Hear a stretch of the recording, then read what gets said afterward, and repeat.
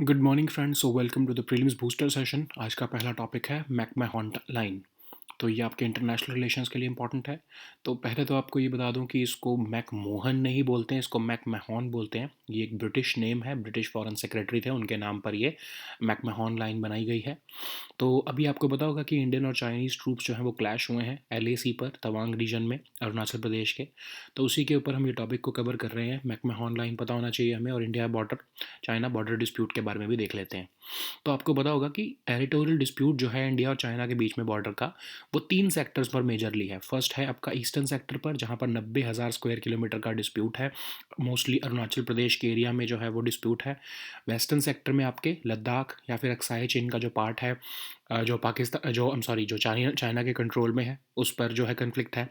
फिर जो सेंट्रल और मिडिल सेक्टर में जो कन्फ्लिक्ट है वो नेपाल के एरिया में कन्फ्लिक्ट है, जो आपका काला पानी के पास एरिया है, वहाँ पर जो है आपका कन्फ्लिक्ट है। ठीक है। तो 1993 में क्या हुआ कि बहुत सारे हमारे टेरिटोरियल स्टैंड ऑफ हो चुके थे, नेगोशिएशन चल रही थी। तो चाइना और इंडिया ने क्या किया, फाइनली एक एग्रीमेंट साइन किया, जिससे उन्होंने अपने जो लाइन ऑफ एक्चुअल कंट्रोल जो है वो एस्टैब्लिश कर ली, मतलब एक तरह से बॉर्डर को एस्टैब्लिश कर लिया। बट फिर भी उसमें भी क्या है कि लगभग ऐसे 13 प्लेसेस हैं जहाँ पर डिसएग्रीमेंट्स हैं। मतलब चाइना कुछ और कहता है, हम कहते हैं कि नहीं, यहाँ पर LAC लाई करती है।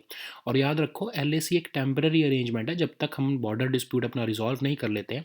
तो इंडिया और चाइना ने कहा कि ऐसा करते हैं, कोई तो हमें बीच में आपको एक मिडिल ग्राउंड लेना पड़ेगा ना, कि कब तक हम, जब तक बॉर्डर डिस्प्यूट सॉल्व नहीं करेंगे तब क्या, तब तक बॉर्डर नहीं होगा। तो तब तक टेम्पररी अरेंजमेंट एक बनाया गया, और उसको लाइन ऑफ एक्चुअल कंट्रोल कहा जाता है। अब ये LAC जो है, ये एक तरह से डी फैक्टो बॉर्डर जो है की तरह सर्व कर रहा है। अनटिल जब तक हम अपना बॉर्डर डिस्प्यूट सॉल्व नहीं कर लेते, तब तक ये लाइन ऑफ एक्चुअल कंट्रोल को ही बॉर्डर माना जाएगा। ऐसा दोनों कंट्रीज़ ने 93 के एग्रीमेंट में कहा। लेकिन ये 13 ऐसी जगहें हैं जहाँ पर अभी तक एग्रीमेंट है कि LAC कहाँ पर पड़ती है। इंडिया थोड़ी आगे क्लेम करता है, चाइना थोड़ी आगे क्लेम करता है, तो उन्हीं एरियाज़ में मोस्टली जो है डिस्प्यूट देखने को मिलता है। अब इसमें मैकमahon लाइन का कहाँ क्या रोल आ जाता है, ये भी देख लेते हैं। तो हुआ क्या कि जो ईस्टर्न सेक्टर है हमारे इंडिया और चाइना के बॉर्डर का, उसको लेकर चाइना, इंडिया और तिब्बत, क्योंकि तब तिब्बत अलग था, है ना। तो चाइना, इंडिया और तिब्बत के जो है रिप्रेजेंटेटिव्स 1914 के आसपास शिमला में मिले। और इसको जो है किसने होस्ट किया था, सर हेनरी मैकमahon। मैकमahon जो थे उस टाइम पर ब्रिटिश फॉरेन सेक्रेटरी थे।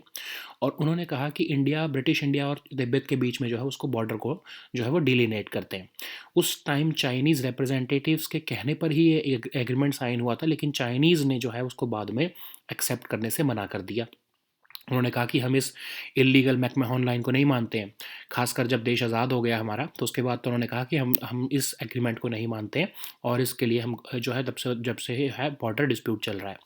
अब रीसेंट एक्टिविटीज़ क्या हुई हैं, अब जो है आपको पता है high number of reserve troops जो है चाइना लगा चुका है LAC के पास, इंटीग्रेटेड मिलिट्री एक्सरसाइजेस कर रहा है, ऐसे विलेजेस बना रहा है जिसका डुअल यूज़ है, मतलब मिलिट्री भी यूज़ है उसका, सिविलियन यूज़ भी हो सकता है। और पेट्रोलिंग एक्टिविटीज़ भी जो है वो बढ़ा दी गई हैं LAC के आसपास चाइना द्वारा। अब उसके ही काउंटर में इंडिया को भी स्टेप्स लेने पड़ रहे हैं ऑफ कोर्स। अब इंडिया अपने जो है वल्नरेबल चिकन नेक कॉरिडोर को जो है, या सिलीगुड़ी कॉरिडोर जिसको आप कहते हो, जो हमारे को नॉर्थ ईस्ट इंडिया को मेनलैंड इंडिया को कनेक्ट करता है, उसको सिक्योर करने के लिए हमको इंटेलिजेंस, सर्वेलेंस और रिकॉनेसेंस बनाकर रखना पड़ रहा है, ताकि चाइना कहीं उसको कट ऑफ ना कर दे, है ना। फिर तो हमारा पूरा नॉर्थ ईस्ट चला जाएगा। फिर इंडिया ने एक न्यू एविएशन ब्रिगेड भी बनाई है ईस्टर्न सेक्टर में इस साल। अब जो है इंडिया वहाँ पर रफ़ाल फाइटर स्क्वाड्रॉन भी लगा रहा है, सुखोई लगा चुका है already, Akash air, surface to air missile systems along with Bofors जो है आपकी जो होवित्ज़र है, उसको भी वहाँ पर डिप्लॉय किया गया है, कि इन एनी केस अगर कोई कन्फ्लिक्ट जैसी सिचुएशन आती है तो हम उसके लिए रेडी रहें। अब मेन कन्फ्लिक्ट अगर आपको समझ नहीं आ रहा है, तो अगर आप तो आपको बेसिक शब्दों में समझना है, तो हुआ क्या है कि चाइना ने तो अपना तिब्बत में इंफ्रास्ट्रक्चर ऑलरेडी बिल्ड कर लिया था, लेकिन हम 2013-14 तक जो है अपने इंफ्रास्ट्रक्चर को लेकर जो है बहुत सीरियस नहीं थे। तो 2014 के बाद जब गवर्नमेंट चेंज हुई है, तो गवर्नमेंट ने वहाँ पर चाइना बॉर्डर पर बहुत ही तेज़ी से जो है इंफ्रास्ट्रक्चर बिल्डअप करना शुरू किया है इंडियन गवर्नमेंट ने, और उसको मैचअप करने की कोशिश की जा रही है चाइना चाइना को, जो चाइना ने तिब्बत में किया है। तो 2014 के बाद से जो ये एकदम से हमने जो है इंफ्रास्ट्रक्चर वहाँ पर बढ़ाया है, उसको लेकर चाइना जो है वो खुश नहीं है, क्योंकि चाइना क्या चाहता है कि उसकी ही प्रीपोंडरेंस या फिर उसकी ही डोमिनेशन रहे हिमालयाज़ पे, और इंडिया अगर उसको मैचअप करेगा या फिर उसको उससे आगे निकलने की कोशिश करेगा तो चाइना को इस चीज़ से तकलीफ़ है। तो सारा जो है डिस्प्यूट ये इंक्रीज़ ऑफ इंफ्रास्ट्रक्चर का ही है।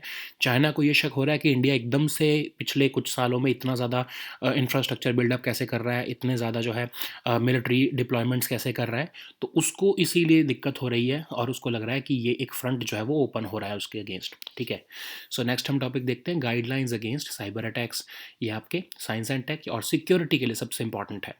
तो रिपीटेड साइबर अटैक्स देखने को मिल रहे हैं हमें चाइना से, उसी के लिए गवर्नमेंट ऑफ इंडिया ने जो है बेसिक हाइजीन जो है गाइडलाइंस निकाली हैं कि आप टाइम पर अपने कंप्यूटर्स को स्विच ऑफ करके जाओ, ईमेल से को साइन आउट करो, अपने पासवर्ड को बार बार अपडेट करो।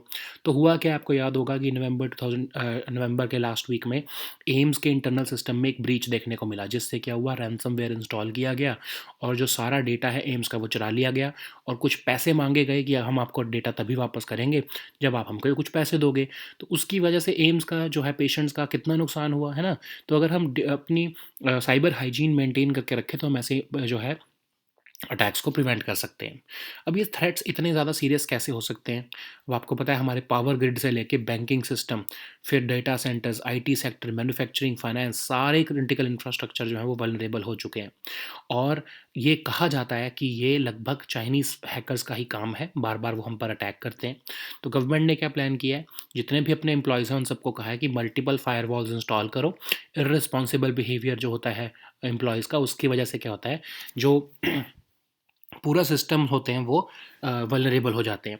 तो आपको या पता ही होगा कि आप तो अपना साइन आउट करते हो ईमेल आईडी, बट मोस्टली कुछ जो है इर्रेस्पॉन्सिबल जो है एम्प्लॉयज़ वहाँ पर अपने ईमेल को साइन आउट नहीं करते हैं, कंप्यूटर्स को स्विच ऑफ नहीं करके जाते हैं। तो उसकी वजह से क्या होता है कि पूरा जो साइबर इंफ्रास्ट्रक्चर है किसी भी डिपार्टमेंट का, वो जो है वो ओपन हो जाता है उसके ऊपर साइबर अटैक करने के लिए। तो गवर्नमेंट ने बेसिक ही हाइजीन की टेक्निक्स जो है वो अपने एम्प्लॉयज़ को बताई हैं कि एटलीस्ट कुछ नहीं तो आप इतना बेसिक तो करो जाकि ताकि उससे हम काफ़ी हद तक साइबर अटैक्स को रोक सकें। अब हम थोड़े सी डेफिनेशंस देख लेते हैं कि पहले तो पता होना चाहिए मालवेयर क्या होता है। मालवेयर होता है मैलिशियस सॉफ्टवेयर, ताकि आपके कंप्यूटर सिस्टम का एक्सेस गेन करने के लिए बनाए जाते हैं ताकि उसको इंटेंशनली हार्म किया जा सके। वायरसेस जो होते हैं वो क्या होता है कि आपके एक फ़ाइल के अंदर अटैच होंगे और वो आपके कंप्यूटर को इन्फेक्ट करेंगे और एक सिस्टम से सिस्टम आगे ट्रांसफ़र होते रहेंगे। ऐसे ही वॉर्म्स होते हैं। वॉर्म्स जो है वो वायरस जैसे ही होते हैं, लेकिन उनको कोई होस्ट नहीं चाहिए होता है अपने आप को ट्रांसफ़र करने के लिए। तो ये आपके अलग-अलग फ़ाइल्स को जो है इन्फेक्ट कर सकते हैं, आपके नेटवर्क्स को स्लो डाउन कर सकते हैं और जो है अपने आप चलते हैं। इनको वायरस को कोई होस्ट प्रोग्राम की वॉर्म्स को कोई होस्ट प्रोग्राम की ज़रूरत नहीं होती जैसे एक वायरस को होती है। स्पाईवेयर का बेसिक मोटिव ये होता है कि प्राइवेट इन्फॉर्मेशन जो है वो कंप्यूटर सिस्टम से उसको चुराया जाए।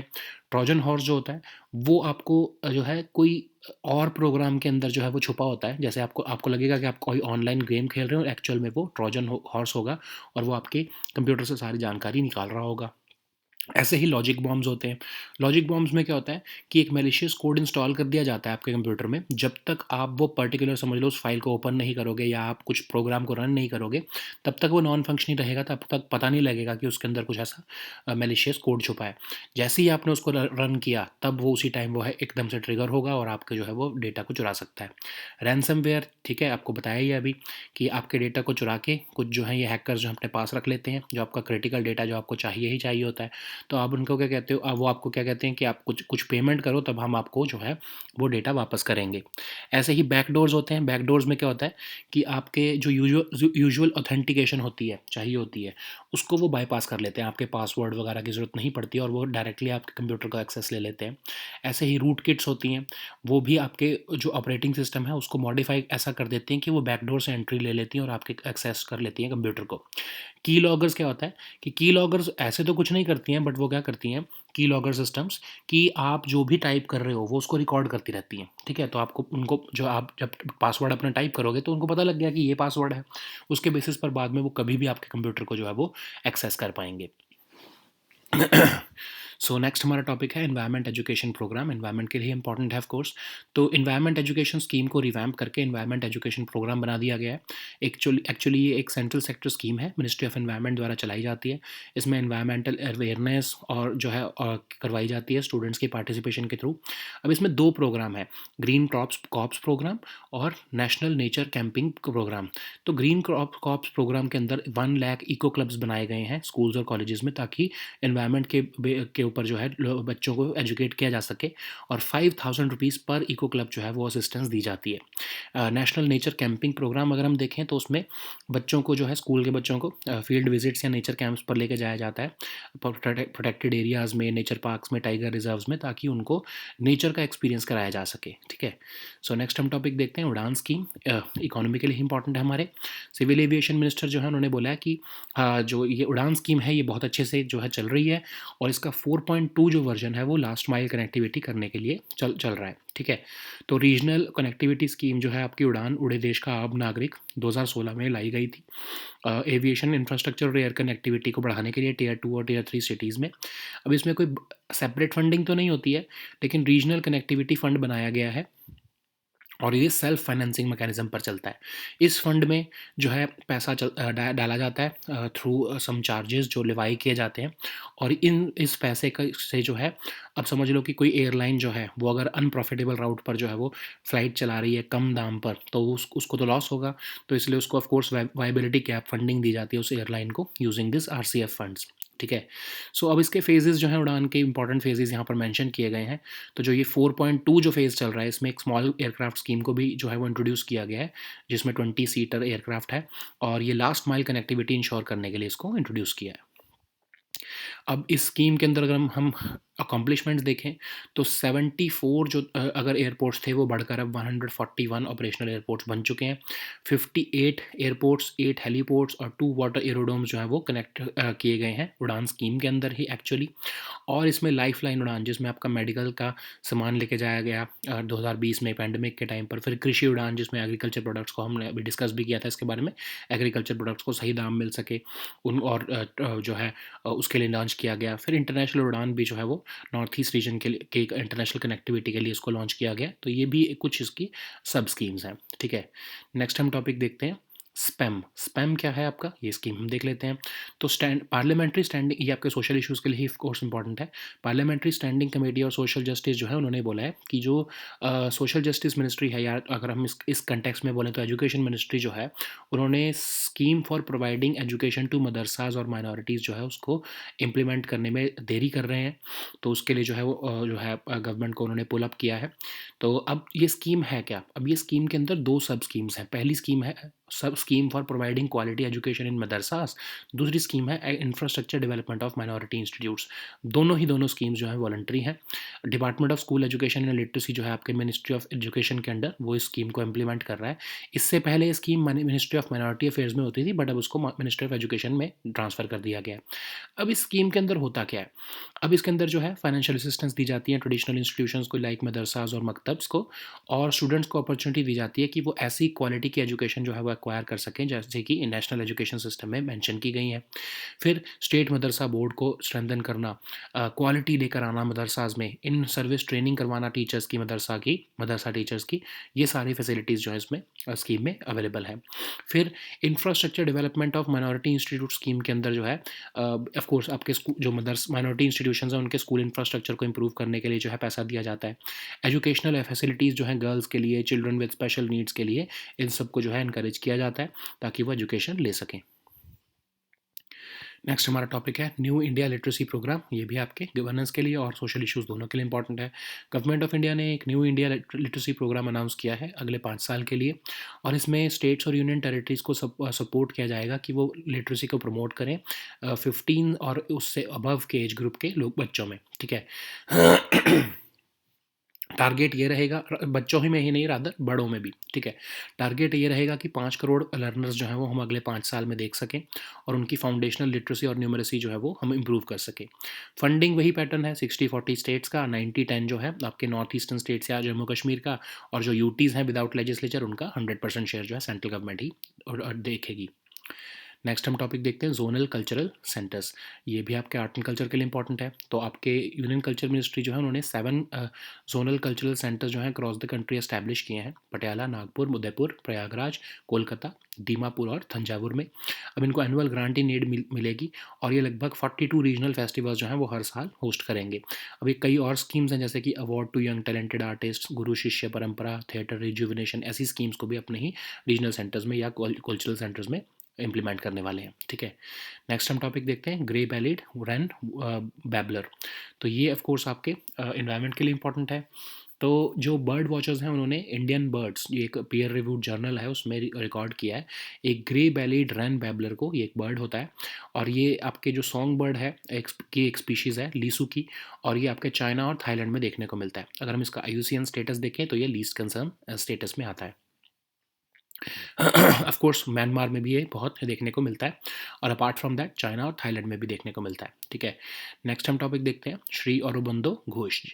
सो ये आपके आर्ट एंड कल्चर के लिए टॉपिक इंपॉर्टेंट है। तो PM मोदी ने एक प्रोग्राम को अटेंड किया जिसमें श्री अरबिंदो घोष की 150th बर्थ एनिवर्सरी को जो है वो कमेमोरेट किया गया है। तो अब ये टॉपिक क्योंकि 150th बर्थ एनिवर्सरी है तो यह टॉपिक आपके लिए इंपॉर्टेंट हो गया है।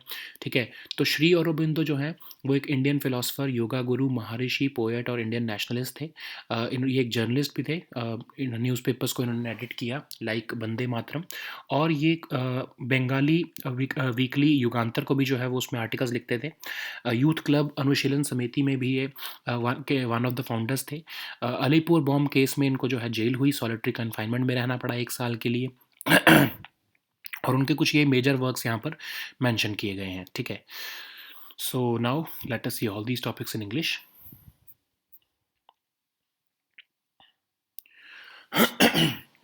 So the first topic is McMahon Line. So this topic is important for international relations. You know that Indian and Chinese troops have clashed at Tawang region of Arunachal Pradesh recently, and this region has been one of the hotspots of dispute between India and China with respect to their boundaries or borders. So there are 3 areas where there are major disputes regarding the LAC. So first, of course, is the eastern sector, whereby Arunachal Pradesh is the root cause of the conflict from Chinese side because they claim it to be part of southern Tibet.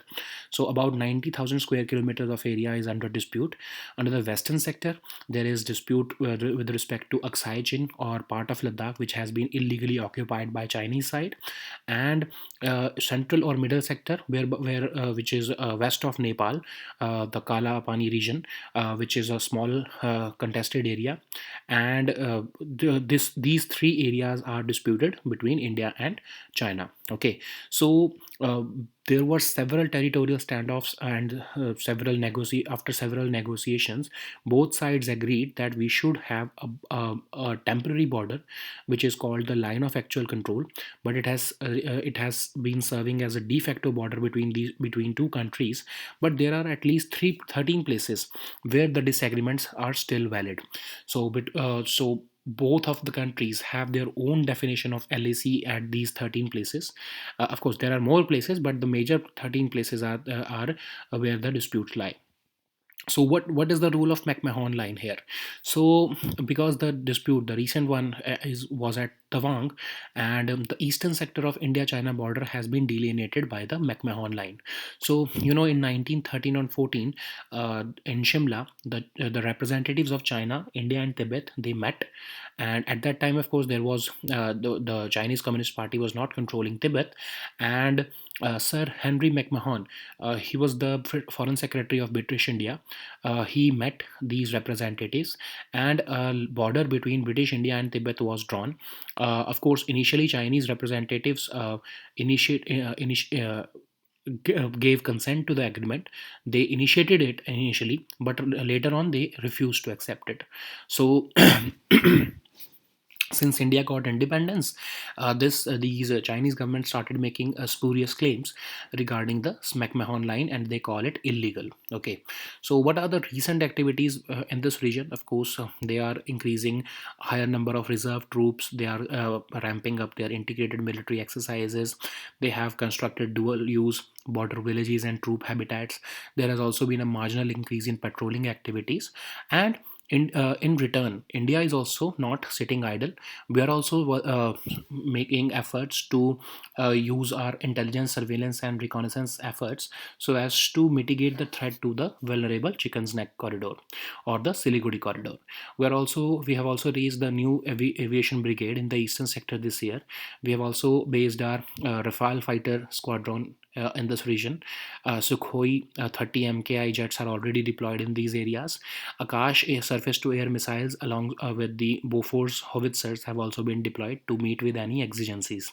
Okay, so the next topic is guidelines against cyber attacks. This topic is important for your security section. So repeated cyber attacks have been made from China. So to counter them, the government of India has asked its employees and also the public sector employees, public sector unit employees, that they should maintain basic hygiene like switching off their computers when not in use, signing out of their emails, and updating their passwords regularly, because there has been instances where the Chinese hackers have been targeting the Indian government sites and servers. So you know that recently there was an event when AIM's internal systems were targeted via ransomware, and in return for the data, some ransom money was asked, or and the hackers asked for this ransom to return the access to the data.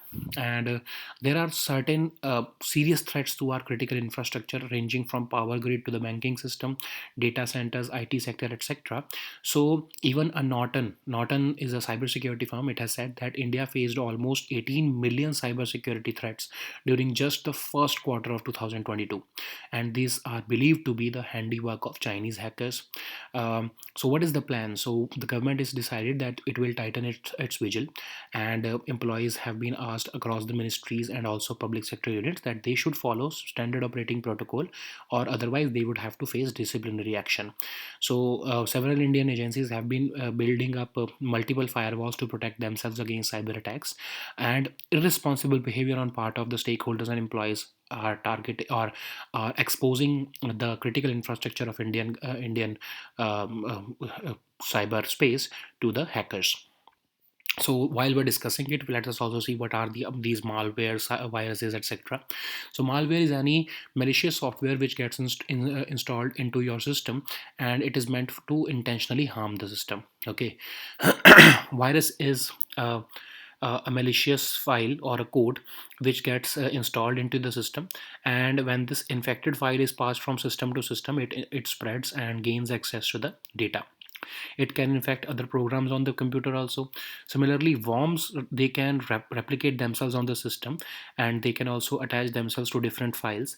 They slow down the networks, and they, unlike the viruses which need a host program to run, these worms do not need any separate program. They can run by themselves, and they can target the file storage areas.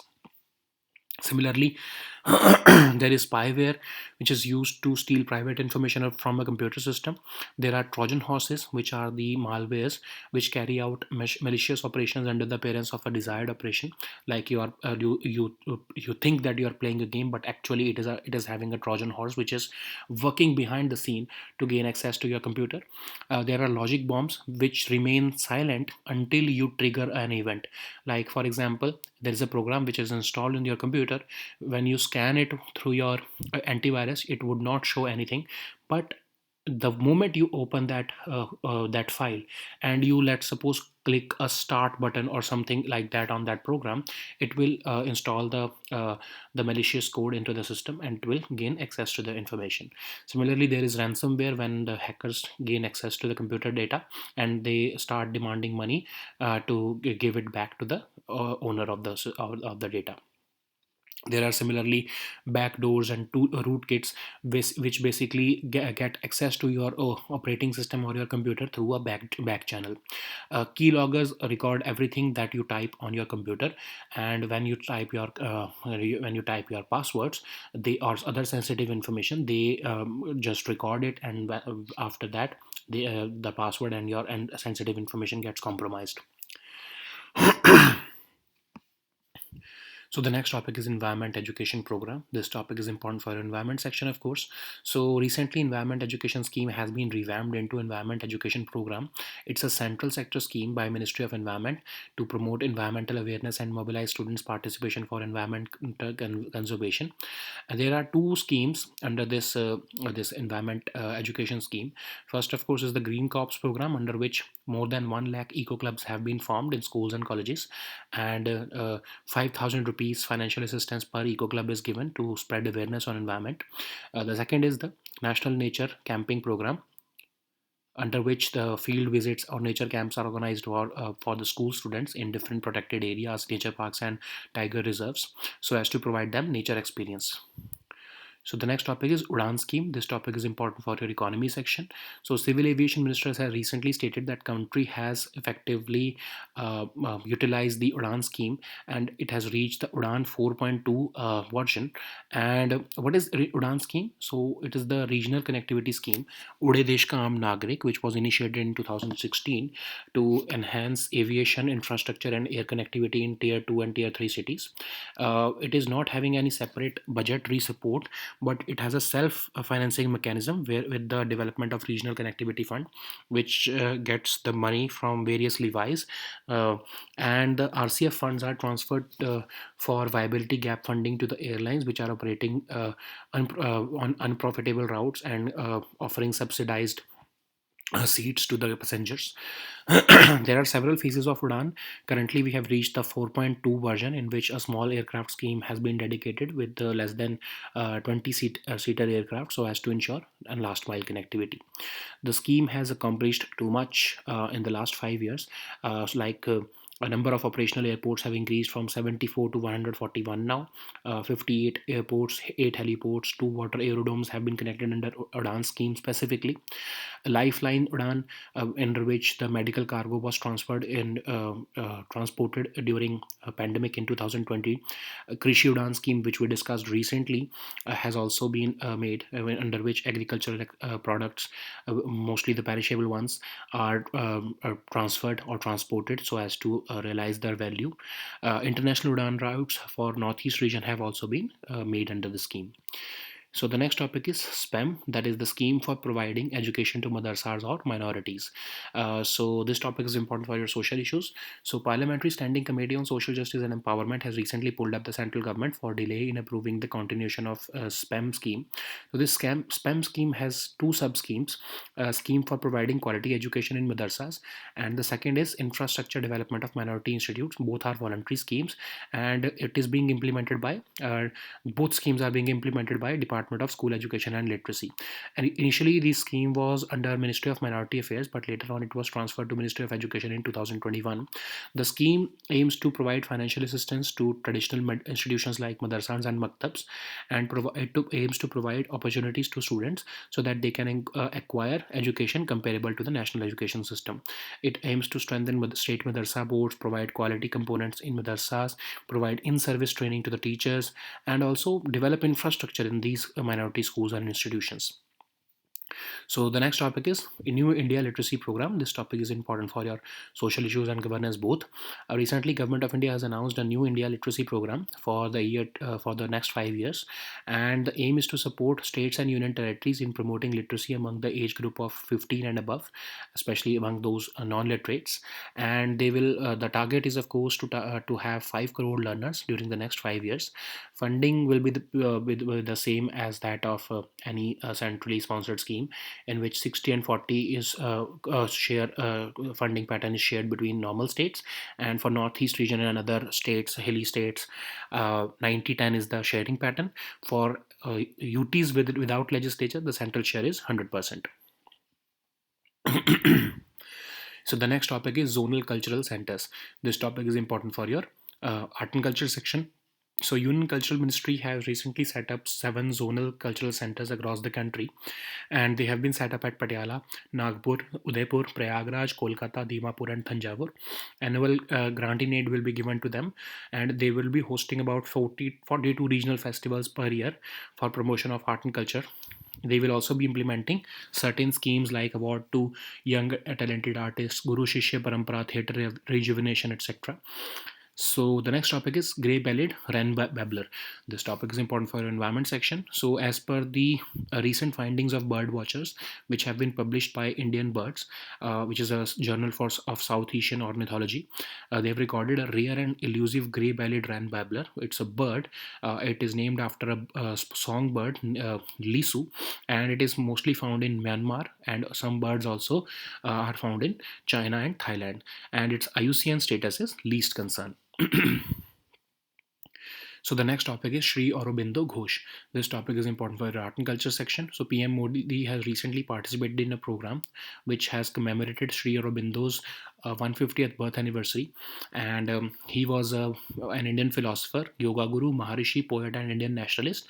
He was also a journalist. He edited newspapers like Bande Mataram. He also contributed articles to the Bengali weekly Yugantar. He was one of the founders of youth club Anushilan Samiti. He was implicated in the Alipur bomb case, and he was sentenced to 1 year of solitary confinement in Alipur Central Jail in Calcutta. Some of his major works have been mentioned here, and because it is the 150th birth anniversary of Sri Aurobindo Ghosh, all of this information becomes important for you for the next year's prelims exam. Okay, so these were our topics for today. We'll meet next time with new topics. Until then, goodbye and take care.